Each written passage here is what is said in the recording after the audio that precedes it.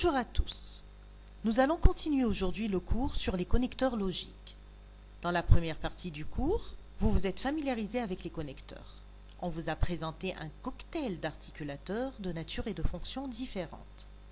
Dans cette vidéo, nous allons mettre l'accent sur l'importance de ces connecteurs dans l'argumentation. En fait, on ne peut traiter le texte argumentatif sans mentionner l'importance des organisateurs textuels qui permettent de bien suivre le cheminement de la pensée de l'auteur.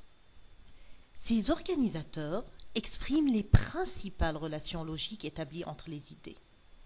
Ils peuvent exprimer par exemple une idée de cause, de conséquence, d'opposition, de concession, d'addition, etc.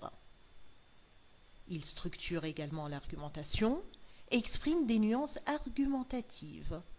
On les appelle parfois les connecteurs logiques organisationnels.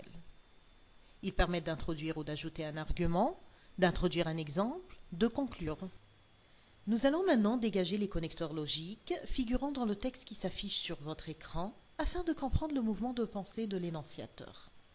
Lisons d'abord le premier paragraphe.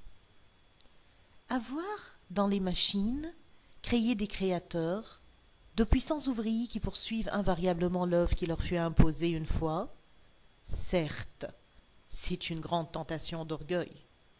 Mais à côté, quelle humiliation de voir en face de la machine l'homme tomber si bas. Je vous invite à repérer le connecteur qui résonne dans ce passage. Sûrement, vous avez pensé à la conjonction de coordination mais. Quel est le rapport exprimé par ce connecteur? Eh bien, c'est un rapport d'opposition. En quoi consiste cette opposition? Essayons de dévoiler les idées du locuteur dans ce paragraphe. Je vous propose d'abord de repérer les deux pivots qui y figurent. Vous avez évidemment pensé aux deux mots « machine » et « homme ». Nous allons maintenant nous diriger vers le connecteur « mais » afin d'expliciter le lien entre les deux premières phrases du texte. La conjonction de coordination « mais » présente un raisonnement rigoureux dans lequel est mis en jeu un type de relation logique qui est l'opposition. Il s'agit d'une opposition entre l'homme et la machine. L'homme est déprécié, faible, esclave, par opposition à la machine qui est dotée d'un pouvoir important et d'une grande capacité. Donc, ce connecteur donne au lecteur l'accès aux idées de l'énonciateur. Ce dernier dénonce le machinisme qui a rabaissé l'homme. Passons maintenant au deuxième paragraphe. La tête tourne et le cœur se serre quand pour la première fois on parcourt ces maisons fées, où le fer et le cuivre éblouissant, polis, semblent aller d'eux-mêmes en l'air de penser, de vouloir, tandis que l'homme faible est le serviteur de ces géants d'acier. Quel connecteur attire votre attention dans ce paragraphe? Effectivement, vous avez pensé à tandis que. Quel est le rapport logique exprimé par ce connecteur? La locution conjonctive tandis que souligne également l'opposition entre la machine et l'homme. La machine est libre, elle prend des décisions, elle réfléchit, par opposition à l'homme qui est impuissant, passif et soumis.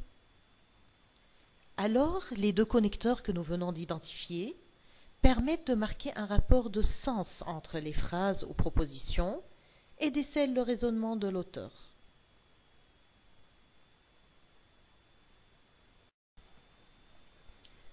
D'autres connecteurs se manifestent dans le dernier paragraphe.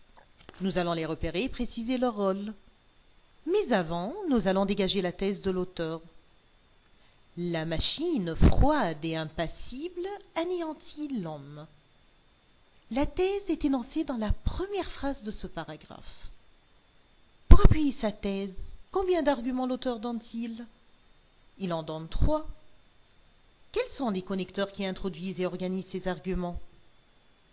Le premier argument est introduit par d'abord.